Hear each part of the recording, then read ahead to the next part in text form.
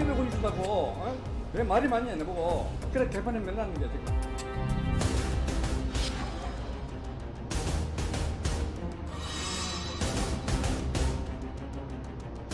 뭐겠어요? 뭐 없잖아요, 여기. 말은 저렇게 적혀져 있는데 뭐 있는 게 없잖아요, 여기.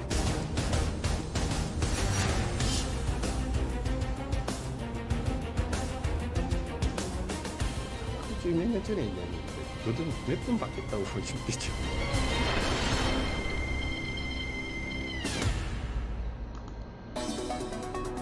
안녕하십니까. 도시재생의 모든 걸 분석해드리고 리뷰해드리는 어바나나의 최강훈입니다. 오늘 여러분들께 이 방송 울산 MBC에서 돌직구쇼인데요. 제가 여러분들께 함께 이 내용에 대한 리뷰를 좀 함께 해드릴 수 있도록 하겠습니다. 많이 하시고 많이 듣지 않으실까 싶습니다. 중국 원도심의 문화일거리 또 무슨 길 이런 게 만들어지면서 이런 것들이 많이 만들어지면서 어떤 거리에 카페가 들어오고 이제 처음에 인트로는 이제 도시재생 사업의 뭐 좋은 점들 경험을 느끼시지 않을까 싶습니다. 깨끗한 거 이런 것들 공유해 주시는 것 같아요. 그만큼 또 많은 사람들이 이것을 찾게 되고 있는데 자, 전국은 물론 울산 곳곳에서도 이렇게 도시 재생 사업이 추진이 되고 있습니다. 그런데 이 사업이 국가 또 지자체가 정책으로 추진을 하는 사업인 만큼 예산이 많이 들어갑니다. 그 예산을 들여서 하는 사업인 만큼 이게 잘 추진이 되고 있는지 오늘 이걸 좀 짚어보도록 하겠습니다. 자, 오늘 저희 돌직구에서는 도시재생사업 과연 어떻게 추진되고 있는지 또 문제점은 없는지 취재를 했습니다. 제가 이게 트렌드를 보니까 최근에 이렇게 도시재생에 대해서 여러 가지 이제 문제점이 있다 아니면은 지금 사업을 이제 진행을 하고 나서 성과를 봤더니 그 성과가 예산 투입 비용에 비해서 크지 않다 뭐 이런 내용들에 관련된 여러 가지 탐사 보도라던가 뉴스 이런 것들을 최근에 많이 접하고 있어요. 제가 이제 도시재생 트렌드 2019 25가지 중에 이런 얘기를 많이 했었습니다. 2019년도는 도시재생의 문매를 맞는 연도가 될 것이다. 왜냐하면 기존에는 어떤 처음으로 해봤던 사업이기 때문에 여러 가지 실행에 어떤 집중이 됐다면 이제는 그런 것들이 결과가 나오는 시점에 와 있습니다. 근데 이제 그런 결과가 완성이 되어지고 그 당시에는 그러니까 뭐 예를 들면은 선도 사업 같은 경우도 지금 17년도에 마무리가 돼서 2년이 지난 시점에서 돌아보면 그 성과가 과연 무엇이냐라는 퀘스천 마크가 있습니다. 지금의 함께 진행되는 뉴딜 사업은 그 본질은 조금 목표점은 달라졌지만 그런 부분에서도 어떻게 보면 전문가들이 많이 양성이 되면서 부족한 부분들에 대한 어떤 우려의 목소리들이 함께 담겨서 이런 것들이 이제 방송으로 노출되어지는 현상을 보고 계시다고 보시면 될 것 같아요. 또 볼게요. 설태조 기자 함께하겠습니다. 어서 오십시오. 예. 자, 사실 중국 성남도 가보면은 많이 좋아졌구나 많이들 느끼거든요. 저도 그렇게 느끼고요. 문제점이 있기 때문에 오늘 취재를 하시지 않았을까 싶은데 어떤 문제점들이 좀 보이던가요? 네, 도시재생 사업은 침체된 옛 도심을 주민들이 살기 좋고 관광객이 찾아오는 곳으로 만들자는 취지로 박근혜 정부 때부터 시작됐습니다. 여기서 이제 중요한 포인트 중에 하나는 이제 주민들이 살기 좋고 관광객이 많이 몰려온다. 근데 이렇게 좀 오해하시는 분들이 많아요. 그러니까 도시재생 사업으로서 선진지 견학을 가는 좀 대표적인 지역이 부산의 뭐 감천마을이라던가 아니면 전주 한옥마을이 있습니다. 사실은 어떻게 보면 도시재생 사업인 듯 하지만 실제로 들어가 보면 이게 도시재생 사업이 전면적으로 뭔가 딱 접점을 이룬 게 아니에요. 또한 여기서 이제 오해를 하시는 것 중에 하나가 주민분들이 도시재생 사업이 관광지를 만드는 사업이다 라고 단순하게 이해하시는 경우도 종종 만나기도 합니다. 그렇지만 도시재생 사업은 관광지를 만드는 사업은 아니다. 여기에 또 이렇게 배경을 보면요. 뭘 말씀드릴 수 있냐면 도시재생 뉴딜 사업에는 총 5가지 유형이 있어요. 그 유형을 이 어떤 목표점이나 이런 것들을 쭉 읽어보시면 도시재생 사업은 단순하게 그 지역의 관광객을 몰리게 하기 위한 사업이 아니다. 물론 그런 형의 관광형 도시재생 사업이 필요한 지역도 있지만 대부분의 지역이 그런 방향으로 가는 것은 아니다. 띠 여기서 좀 짚고 넘어가도록 하겠습니다. 문재인 정부 들어 도시재생에 뉴딜이라는 말을 붙이긴 했지만 같은 사업이 확대되고 있는 건데요. 이명박 정부 요것도 좀 짚고 넘어갈게요. 도시재생 뉴딜 사업과 선도 사업은 크게 차이점이 있습니다. 국토교통부의 공식 자료를 보면 도시재생 사업과 뉴딜 사업은 크게 3가지가 다른 점이 있는데요. 첫 번째는 규모의 이 변경이 있었습니다. 대규모에서 소규모, 그다음에 주체의 변경. 예전에는 정부 주도였다면 지금은 지자체와 주민 주도였고, 예전에는 또 이제 그 예산이 쓰여지는 게 보여주기식 예산이었다면, 이제는 그러니까 다시 말하면 간접 자본이었다면 직접 자본, 피부로 느낄 수 있는 투자들이 들어오는 것들, 세 가지가 크게 다른 점이다라고 지금 국토부에서는 공식적으로 얘기하고 있습니다. 그래서 이 그 기자님께서 말씀하신 유리사업과는 별 차이가 없다라고 하지만 실제적으로는 그 세 가지 큰 차이점이 있고, 또한 유리사업이라는 명칭이 들어오면서 일자리 창출이라는 부분이 확대됐다는 거, 요거 좀 짚고 넘어갈게요. 네, 구도심을 밀어버리고 대규모 아파트를 건설하는 획일적인 재개발이 여러 가지 문제를 드러내면서 진행되고 있습니다. 말씀하신 대로 요즘 울산 중구 시내를 나가보면 정말 거리가 깨끗해지고 많이 바뀌고 있습니다. 그런데 도시재생이 겉만 번지르하게 꾸미는 데 치중하면서 관광객을 불러오기는커녕 살고 있는 주민들이 불편을 겪고 있습니다. 지금 이제 보시면 겉만 번지르게 하는 모든 게 사업이라고 하는데, 이 사업을 보시면 약간 이거는 사실 이제 선도 사업에 좀 가까운 사업이었던 것 같아요. 아까 세 가지가 다 됐죠? 그러니까 대규모, 소규모, 그 다음에 정부 주도, 그 다음에 지자체와. 근데 이런 부분에 대해서 좀 구분이 필요한 것 같습니다. 이 프로그램 내에서는 실제적으로 도시재생 뉴딜 사업과 선도 사업의 분리를 좀 했어야 되는데, 이런 사업들의 분리가 없이 그냥 한 방향으로 진행이 되다 보니까 오해의 소지가 있는 것도 사실입니다.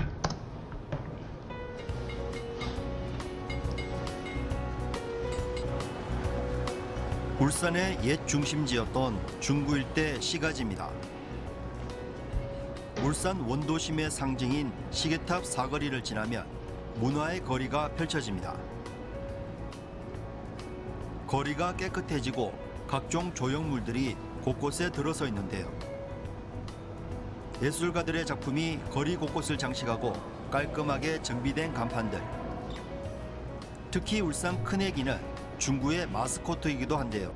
저도 이제 울산 중구에 가본 적이 있어요. 이제 강의를 초청해 주셔서 가봤는데, 거리가 정말로 깔끔하게 재정비된 것들은 가보신 분들은 많이 느끼실 거예요. 저도 가봤지만 굉장히 깨끗하게 잘 정비가 되어 있고요. 울산 같은 경우는 특히나 이런 캐릭터화하는 사업들에 굉장히 많은 신경을 쓰신 것 같아요. 그래서 다른 지역에서 이런 비슷한 사례로 만들려고 하는데, 사실 지역을 브랜드화하고 캐릭터화하는 작업들이 쉽지 않은 작업인 동시에 비용도 굉장히 많이 들어가는데, 이런 걸 굉장히 가볍게 생각하는 분들도 종종 있습니다. 얼마 전에 저도 회의를 했는데 이런 것들이 너무 가볍게 생각하시는 게 있어서, 사실 이런 브랜드를 만드는 것들은 굉장히 많은 전문성이 필요한 작업들이라는 것들을 꼭 참고해 주시고, 쉽게 생각하면 안 된다는 게, 이런 것들을 만드는 것도 굉장히 중요하지만 이런 것들이 왜 그런 지역의 장점이나 지역을 부각하는 상징성을 갖게 되는지에 대한 정확한 전문가들 분석에 함께 참여해야지만이 지속성을 갖고 이 캐릭터가 실질적으로 노출이 되면서 지역의 사람들을 끌고 오고 관광객들을 끌고 오는 하나의 좋은 자원으로 쓰이지, 그렇지 않으면 크게 효과가 없다 말씀드리고 싶어요. 인도가 넓어지고 카페와 음식점들이 새로 생기자 사람들이 모여들고 어두웠던 거리가 활기차게 바뀌고 있습니다. 예전에 음산하고 좁았던 주택가 뒷골목도 이렇게 벽화가 그려져 있고 환하게 변했습니다. 울산 초등학교가 있던 자리에는 시립미술관이 들어설 예정인데, 요 이제 울산 시립미술관이 들어온다, 요 부분에 대해서는 좀 저는 찬성하는 편입니다. 제가 이제 최근에 도시재생 사업을 약 7년 동안 현장에서 바라보면서 뭐 건축, 토목, 조경, 뭐 다양한 뭐 마을 만들기 아니면은 마을 뭐 협동조합 이런 관계자분들 많이 만났어요. 근데 최근에는 또 이제 부동산 디벨로퍼 분들과의 이야기할 기회들이 굉장히 많았는데, 기존의 어떤 개념은 없어, 그런 다양한 다른 분야의 분들은 이런 관점이 없었는데, 확실히 부동산 디벨로퍼 분들은 실질적으로 예전에 도시가 팽창하면서 이런 시설들이 외곽으로 나갔는데, 원도심에 다시 이런 시설들을 회귀시키는 방법이나 유치시키는 방법도 도시재생 사업의 중요한 포인트다라고 얘기해 주시는 부분이 디벨로퍼 분들의 시각이더라고요. 그래서 이런 부분들이 또 일부는 인정이 됩니다. 저는 사실은 뭐 일부라고 표현했지만 많이 공감하는 편이에요. 그래서 이런 어떤 정책은 굉장히 조금 맞는 방향성으로 가지 않고 있나 라고 좀 생각이 드네요. 오는 7월 착공에 들어가 2021년 문을 열면 미술관과 문화의 거리가 어우러지면서 중구에 더 큰 변화가 예상됩니다. 중구는 2019년 올해의 관광도시로 선정돼 울산 큰애기와 떠나는 중구 여행으로 관광객들을 맞이하고 있는데요. 새로 꾸며진 화려한 겉모습만큼 그 안도 그럴까요? 이제 보시면 이제 문제점들 하나씩 지적해 나가고 있습니다. 일제강점기에 일본식 2층 주택이던 옛 확성여관을 커피공원으로 바꾼 곳입니다. 이곳은 관광 거점 건물로 지정돼 중구청이 5억 원을 들여 리모델링 해줬습니다. 여기 이제 보면 개인 건물이에요. 이거 좀 참고하셔야 돼요. 카페도 이용하고 2층으로 올라가 옛 여관을 구경할 수 있도록 한 건데요. 하지만 평일날 찾아간 이곳은 문이 닫혀 있습니다. 지나가는 사람들도 관심이 없어 보입니다. 자, 이렇게 저는 참 문제점 중에 하나는 여기는 참고로 말씀드리면 개인 건물입니다. 개인 건물이고요. 어떤 문화적 가치를 인정받아서 이제 중구에서 비용을 투입해서 리모델링을 한 거예요. 즉 공공 자본이 들어간 거죠. 그럼 이 공간은 일부는 공공 자본이 많이 투입된 부분이 있기 때문에 공공에게 열어줄 의무 또한 있습니다. 이제는 더 이상 개인 건물이 아닌 일부의 반 정도는 약간 공익의 모습도 띄어야 된다는 게 저의 의견이에요. 일단 한번 볼게요. 며칠 뒤 다시 찾아갔습니다. 문은 여전히 닫혀 있지만 그래도 주인이 있어 만날 수 있었습니다. 안녕하세요. 제가 MBC에서 왔는데 커피숍 주인은 취재팀을 안으로 안내하는데요. 사진들을 보여주며 리모델링을 한 뒤 처음에는 사람들이 많이 찾아왔었다고 말합니다. 제가 이 영상을 또 봤어요.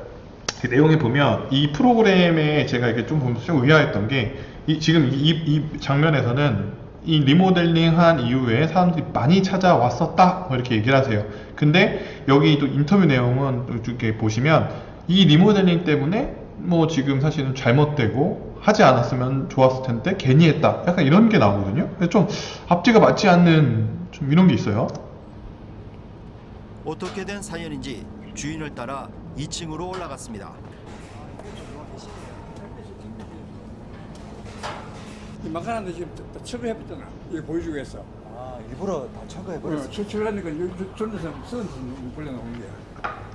그래서 이제 벌레가 많이 나와서 이 카페를 운영하지 못하고 있다 뭐 이런 얘기예요. 결론적으로는. 원래는 여기가 참 지붕이 있었습니다. 지붕 있었지. 내가 지붕에 이제 중심에 뜯었지. 이거 보여주고 했어. 그래서 지금 장사를 못 하고 계시네요. 봄 되면 찾아 못 했는 거야. 벌레 때문에. 벌레 때문에. 그 내가 구청에 연락 몇 번 했거든. 소식이 없어.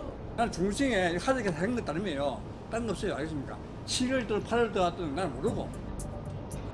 근데 이게 자 보시면 주부가 일제강점기에 건물 원형을 살리겠다고 주인 의사도 묻지 않고 공사를 벌여 천장을 뜯어냈는데 요거는 조금 저는 짚고 넘어가야 되는 게 이 개인 건물을 동의 없이 이렇게 뜯어버릴 수가 있나? 이게 좀 그런 부분들은 좀 저는 좀 이렇게 더블 체크가 좀 필요한 것 같아요. 그러니까 언론에서는 만약에 정말로 이게 개인 동의 없이 건물을 리모델링하고 뜯어냈다? 와, 이거는 진짜 큰 문제인데요. 근데 제가 봤을 때는 그러기는 진짜 쉽지 않습니다. 예를 들면 뭐 하나 하기도 사실 건물주의 허락 없이 이런 큰 작업들을 했다는 게 저는 사실 조금은 다시 한번 체크해봐야 될 부분이다 좀 생각이 들어요. 그래서 언론 이 MBC에서도 어떤 그 단점들을 비춰주시는 건 굉장히 좋은데 이런 부분들은 다시 더블 체크를 한번 해보시면 더 객관적인 방송이 되지 않을까 생각이 드네요. 지붕에서 벌레가 바닥으로 떨어져 보름 넘게 장사를 하지 못하고 있다는 겁니다. 자 보세요. 근데요 이렇게 벌레를 보시면 딱 2마리 있습니다. 2마리. 물론 이제 더 많이 있으시겠지만 근데 이 정도의 어떤 벌레 규모를 가지고선 장사를 못할 정도 뭐 그 이유 때문에 단순히 천장을 뜯었기 때문에 이게 벌레가 많이 생겨서 장사를 못하고 있다. 저도 이제 실제 현장을 가보지 않았기 때문에 뭐 단정하기는 힘들지만 그런 정도는 사실 실제적으로 방역을 일단은 하면은 그게 그렇게 어려운 문제가 아닐 텐데 이런 것들 그냥 기존에 있었었어요. 만약에 근데 거기를 뜯어냈다고 단순하게 그것 때문에 벌레가 들어왔다 이런 것들은 좀 논리적으로 함께 토론해보고 점검해보고 더블 체크가 또 필요한 부분입니다. 그리고 벌레 규모가 장사를 못할 정도는 아니지 않나 싶은데. 주인 지금 3마리. 하루에도 살충제 수십 통을 써도 벌레가 줄어들지 않는다며 고통을 호소합니다. 왜 이렇게 많이 나와나 했어요. 어처구니 없는 건 중구청이 인테리어 공사업자에게 책임을 떠넘기고 현장에는 나오지 않는다고 합니다. 그러다 보니 공사업자는 상인들에게 공짜로 고쳐주니까 이런저런 말하지 말라며 윽박을 질렀다는 건데요. 내가 지금 그 우울증 걸린 사람이다. 이것 때문에 그렇지. 지금 열받쳐가지고 이 새끼 때문에 또 줬더니 하는 말이 공짜로 권주다고 어? 왜 말이 많냐 내보고 가 예? 그래 개판에 맨날 하는 게 지금. 요거는 체크를 해봐야 될 것 같아요. 그러니까 저는 이분이 뭐 거짓말 한다 이런 게 아니라요. 그럴 수가 있나요? 그러니까 뭐 실질적으로 좀 이거는 한쪽 의견만 들어봐서는 안 될 것 같아요. 이 주인이 방송도. 보여준 리모델링 하기 전 커피숍 모습은 건물 앞 벽면과 지붕을 제외하면 지금과 크게 달라진 게 없어 보였습니다. 주인은 이런 공사에 5억 원이나 든 게 맞냐며 공사비를 부풀린 건 아닌가 의혹을 제기합니다. 근데 그러면은 이 시점으로 좀 앞으로 가서 무슨 생각을 좀 해볼 필요가 있냐면, 그럼 왜 이 사업에 동의를 했고 이 공간을 리모델링 하는데 참여를 했는지에 대한 질문이 좀 함께 들어가야지 될 것 같아요. 옛날에 방송도. 좋아했지 그래요. 바뀐 거 앞에 옛날에도 좋다고 하는데 그거는 뭐 돈 몇 번 하면 바뀌고 내가 그럼 뭐 들은 게 뭐 있어 솔직히. 근데 오후 들었다가 날이 부시지고. 인근에 있는 한 건물, 울산 큰애기 상점가입니다. 이 이제 또 바로 다음에 어떤 문제점 넘어가는 거예요. 제가 요거까지만 오늘 할 거예요. 오늘 여기까지 하고 또 이제 만들 건데요. 요거는 제가 미리 좀 영상을 봤는데 요건 좀 문제가 있어 보이더라고요. 연면적 420제곱미터 4층 규모의 오래된 병원 건물을 중구가 지난해 1월 청년들을 위한 창업 공간으로 제공한다며 도시재생 사업으로 새롭게 리모델링한 곳입니다. 1년이 지난 지금 어떻게 바뀌었을까? 1층에서부터 점포가 여기저기 비어 있습니다. 최근까지도 영업을 하다가 나간 흔적들이 보이는데요. 참 저는 이런 것들이 너무 아까워요. 그러니까 사실 도시재생 사업하면서 이제 청년 창업이라고 하는데, 이 가장 큰 문제점 중에 하나는 이 청년 창업 사업, 여기는 울산은 어떤지 모르겠어요. 지금은 도시재생 사업의 일환으로라고 하는데 내부에 들어가 봐야 되겠지만, 도시재생 사업의 진짜 예산인가, 아니면 이제 중소벤처기업부의 예산을 통해서 뭐 청년 상인 지원 사업인가, 청년 뭐의 사업인가, 요걸 또 좀 잘 구분해 줄 필요가 있습니다. 그러니까 단순하게 이게 도시재생 사업하면 이 청년몰 사업들이 도시재생 사업이라고, 이제 국토교통부 사업이라고 오해하시는 경우가 있는데 전혀 다른 부서의 다른 사업입니다. 근데 그거를 좀 정확하게 짚고 넘어 주셔야지 이거가 도시재생 사업의 일환으로서 뭔가 비판을 하더라도 맞는 것이지, 그런 사업이 아닌데, 예를 들어 내부에 있는 도시재생 구역 내의 일부 어떤 사업이다 라고 표현을 하는 게 맞을 것 같아요. 지금 그냥 도시재생 사업에 딱 이렇게 하기에는 좀 아닌 것 같고, 이 사업 같은 경우는 지금 문제점이 뭐냐면 이 컨설턴트 분들, 그 다음에 선정 단계에서부터 좀 삐걱거리는 게 있습니다. 이 선정 단계에서는 어떤 게 필요하면, 일단은 이제 심사위원분들도 그 지역의 전문성을 갖고 있고 그 지역의 특징을 잘 아는 지역 전문가들이 배석을 해야 돼요. 근데 지금 현재 상황에서는 어떤 경우들이 굉장히 많냐면 외부 전문가들이 오시는 경우들이 굉장히 어쩔 수밖에 없잖아요. 또 공정성을 위해서. 그런 것도 필요하지만 저는 약간 배심원 제도처럼 그분들 결정은 아니지만 의견을 같이 개진할 수 있는 지역의 대표성을 띠시는 청년, 뭐 상인회, 주민분들이 오셔서 의견을 함께 공유할 수 있는 시스템이 돼야지, 선정 단계부터 지역에 대한 분석이 없이 그냥 심사위원들이 그냥 정해지는 대로 하다 보면 지역을 전혀 분석하지 않은 상태에서 어떻게 여기에 맞는 창업을 할 수 있습니까? 그냥 기본적으로 개인 창업을 하더라도 뭐 진짜 지역 상권 분석부터 이런 것들이 필요한데, 그런 것들이 안 된 상태에서 그냥 선정을 한다? 말이 안 되는 거예요. 이런 시스템도 바꿔주셔야 된다고 봅니다, 저는. 문을 닫아놓은 곳도 있고 들어와 보는 사람도 없어 장사를 하는 곳인지. 야, 이거 인테리어가 너무 아깝네요, 진짜.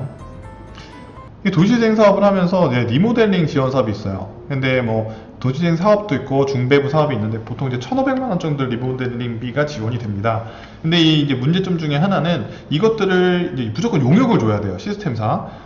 이 계약상. 근데 1,500만 원짜리는 사실 이제 업체에서 받지 않아요. 그러다 보니까 통으로 묶어서 이제 뭐 1, 2억 단위로 이렇게 사업을 진행하다 보니까 이 청년몰 사업의 원래 기초를 만들어줬던 기반이 됐던 것이 이제 전주 남부 청년몰입니다.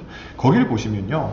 거기가 어떤 업자가 한 게 거의 아니잖아요. 그러니까 본인들이 원하는 컨셉으로 본인들이 기획을 해서 셀프 인테리어를 하거나 아니면 필요한 부분에서 전공하시는 분들이 와서 일부를 이렇게 도와주는 형태인 거지, 이런 식으로 이렇게 업자분들이 들어와서 쩌쩌쩌 획일적으로 한 게 아닙니다. 그래서 이제 여기서 지적이 되는 게, 많은 청년분들이 어떤 현상에 시달리고 있다? 디플리케이션 현상, 복제화 현상에 시달리고 있어서 어떻게 보면 이게 가장 두려운 존재인 겁니다. 그러니까 젠트리피케이션이라는 현상이 우리는 굉장히 많이 두려운 존재라고 생각하는데, 그 존재까지 가기 전에, 그 단계에 가기 전에 이게 지금 더 두려운 상태가 바로 복제화, 디플리케이션 현상이라는 거죠. 붕어빵 찌개듯이 어느 지역에 가나 청년몰이 있고 청년몰의 어떤 모델이나 메뉴들도 획일화되는, 이렇게 되면 결국에는 이 원도심을 찾는 원동력이 굉장히 줄을 수밖에 없어요. 왜냐하면 일반 상업지역과 뭔가 특이점이 있어야 되는데, 그래서 몇 번 왔는데 이런 것들이 너무너무 다 똑같은 전 지역이 되다 보면 결국에는 그런 매력도가 지역 내에서 떨어질 수밖에 없는 거죠. 그래서 실제로는 이런 어떤 컨설팅이나 이런 것들을 해주기 위해서 저는 군산의 사례가 굉장히 좋다고 생각해요. 군산에 이제 그 아우리에 윤주선 박사님께서 보통 많이 함께 하여서 지역의 다양한 전문가들과 지역의 어떤 창업가들과 그 다른 도시에서 이런 창업 전문가들을 매칭시켜줘서 그 공간들이 계속 끊임없이 멘토링하고 관계 맺음을 할 수 있게 해서 창업을 하는 형태. 왜냐면 지금의 중소벤처기업부 사업이나 소상공인 지원 사업 같은 경우는 어떤 느낌이냐면 지금 필요한 교육이 아닌 조금 후에 필요한 교육들이 좀 너무 이렇게 앞에 와 있는 거예요. 그러니까 중급 교육이 초급 교육이 오다 보니까 공감하지 못하고 필요성을 조금은 덜 느끼는 강의가 될 수밖에 없어요. 또한 현장의 경험이 있거나 현장에서 장사를 하고 있는 그 사람이 돈을 수십억 벌던 100만 원을 벌던 지금 현재 급급하던 그분들은 결국에는 그 지역 내 가장 전문가들이거든요. 근데 그런 분들에 대한 의견들이 많이 반영이 안 되는 부분들이 있어요. 그래서 청년몰 사업들은 처음에 어떤 것부터 심사위원 단계 구성단, 그 다음에 지역의 전문가들이 함께 배심원으로 참여해서 의견을 함께 공유하거나 의견을 낼 수 있는 자리에 형성이 돼야 되고, 그 다음에 선정 이후에는 컨설팅이 돼야 되는데, 지금 뭐 회계 노무 교육들도 굉장히 필요하지만 이런 것들은 일반 사업자로 넘어가는 그 시점에서 후속 지원하는 시스템으로 가져가고, 이런 강사분들도 실제 창업을 해서, 그리고 이제 기업 창업과 소상공인 창업은 다릅니다. 그러니까 어떻게 좀 설명을 드리고 싶냐면, 피겨 스케이팅 코치가 스피드 스케이팅 선수를 가르쳐 줄 수가 없잖아요. 그러니까 이런 좀 생각하시는 분들이 많은 것 같아요. 그러니까 같은 사업이라고, 같은 빈판이라고 이게 똑같지 않나? 그래서 내가 컨설팅해야 되나? 그래서 기업과 소상공인은 굉장히 다릅니다. 그 차이점을 좀 잘 이해해 주셔야지, 우리가 지금 현재 많이 지원을 받고 지원하고 있는 이런 소상공인 지원 사업이 실제로 역량을 발휘할 수 있다라고 좀 의견을 드리고 싶네요. 좀 조금만 더 볼게요. 입주 상인들도 장사가 안 돼 힘들다고 호소합니다. 이곳에 있는 업체들을 보면 대부분 40대 이상 장년층이 생계형 영업을 하는 곳이어서 청년 창업이라는 취지와도 거리가 있어 보이는데요. 근데 이 부분은 저는 좀 울산의 의도가 어떤지 모르겠지만, 저는 사실 이렇게 원도심, 특히나 도시재생 지원 사업에서는 나이 제한을 좀 풀어야 된다고 생각해요. 도시재생 대학 한번 보세요. 도시재생 대학에 지금 네이버에 검색하셔서 도시재생 대학 한번 쳐보십시오. 거기에 수료식이나 아니면 입학식 때 청년이 얼마나 많은 비중을 차지하나요? 한 10% 미만이라고 저는 생각이 듭니다. 혹시나 청년이 있으시더라도 이제 보통 이제 조교나 담당자나 연구원인 경우들이 있습니다. 물론 아닌 지역도 있습니다. 춘천 같은 경우는 굉장히 젊은 분들이 많았었어요. 제가 경험한 비율. 근데 이제 많은 비율에서 조금 이제 나이가 골드에이지라고 제가 표현하거든요. 40세부터 65세까지. 이분들을 좋은 하나의 그 원동력으로 같이 이 사업에 활용을 한다면 성과가 있을 거라고 저는 생각이 들어요. 왜냐면 이분들이 보통 퇴직을 하고 프랜차이즈 시장을 빠지는데, 이런 분들이 함께 청년 창업들과 결합을 이룬다면 시너지를 낼 수 있거든요. 그래서 나이 제한을 푼 거, 그 다음에 뭐 청년 창업이라고 해서 꼭 나이가 39세 미만한테만 제도화가 되고 지원이 되는 것들은 저는 조금 지양해야 되고, 지금 현재 도시재생 사업이나 중배부 사업에서 청년 창업은 이 숫자, 양적으로 늘리는데 굉장히 집중했다면 이제 질적으로 향상을 시켜서 그 질 좋은 그룹들, 그다음에 질 좋은 창업가가 이건 고용률을 늘리는 형태에 대해서 또 한번 접근해 봐야 된다. 그런 방향성으로서. 그래서 그런 부분들을 참고해 주시면 좋겠습니다. 장사가 안 되다 보니 찾는 이가 더욱 줄어드는 악순환이 계속되고 있습니다. 일주일이라고 생각했을 때 거의 한 20분? 이것도 이제 저는 좀 말씀드리고 싶은 게, 그러면은 이 제도가 잘못됐냐? 제도만 잘못된 건 아니라고 생각이 들어요. 왜냐면 이 청년 창업가들도 어떤 마인드도 필요합니다. 제가 이런 교육을 많이 하죠.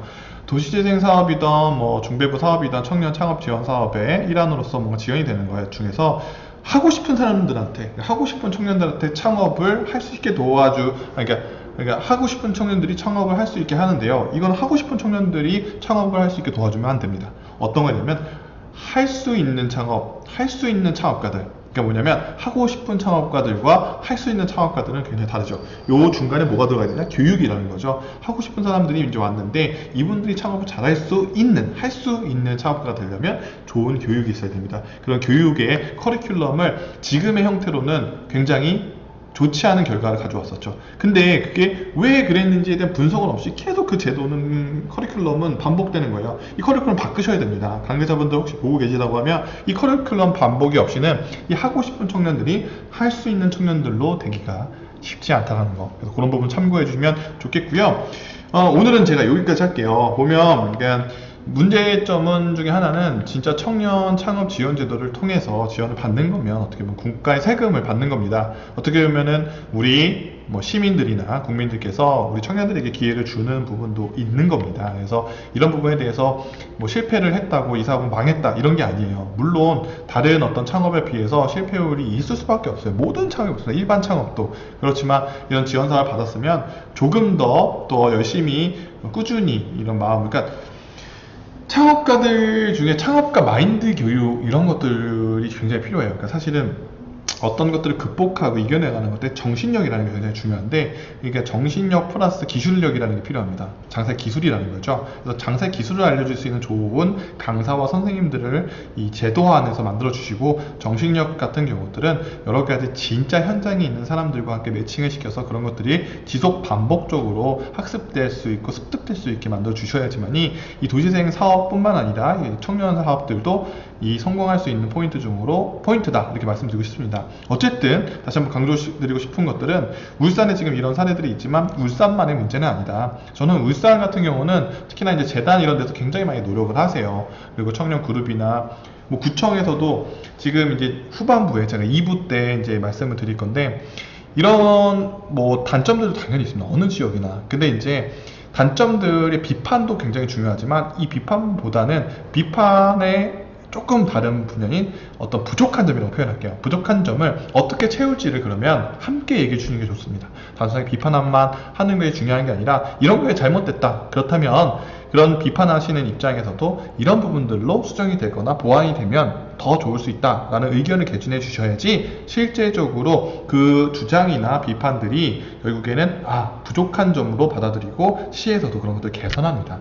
단순하게 이분들도 사실은 공무원분들에 대한 어떤 이해와 배려도 굉장히 필요하다고 생각해요. 저는 공무원은 아니지만 그런 서로의 어떤 입장 차이도 이해해야 되고 상황도 이해하지만 결국에는 도시재생 사업이 잘 방향이 있어야지 갈등을 만들면 안 되거든요. 그래서 이런 부분도 좀 참고해 주시고, 제가 이제 도시재생 이렇게 어바나나 리뷰를 이렇게 어떻게 보면 좀 길게, 어떻게 보면 이게 메인인데요.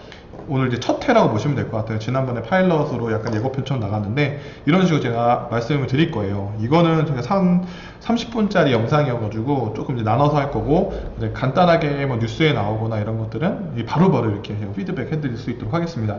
어쨌든 바나나 오늘은 여기까지 하도록 하고요. 또 이 영상으로 또 다양한 내용이 있어요. 뭐 중구청의 담당자가 바뀐다던가 도시재생 센터의 역할, 뭐 그런 내용들도 함께 제가 리뷰해드리고 분석해드릴 수 있도록 하겠습니다. 그러면 바나나 최강훈 여기까지 하도록 할게요. 2부입니다. 다음 주 정도에 한번 제가 만들어 볼게요. 그럼 다음 주에 만나보도록 할게요. 그럼 안녕!